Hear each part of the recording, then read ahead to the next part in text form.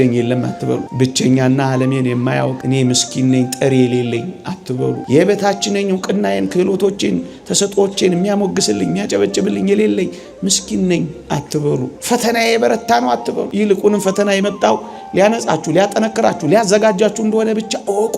መከራችሁን ከክርስቶስ ጋር አጣጥሙት።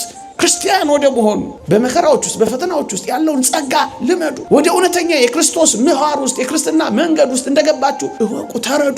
በዓለም ውስጥም ከዓለም ውጭም የሆነ እግዚአብሔር አምላክ አፈቅራችኋለሁ ይላችኋል። የሚወድ አምላክ አላችሁ፣ የሚያፈቅር አምላክ አላችሁ። እሱ ነው በዘላለም ፍቅር ወድጄሻለሁ የሚለው።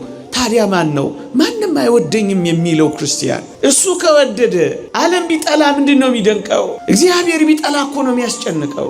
ሁሉን የያዘ ጀርባ ሲያዞር እኮ ነው ሁሉም የሚገለበጠው። ወጣቶች ሆይ ምን አይነት አምላክ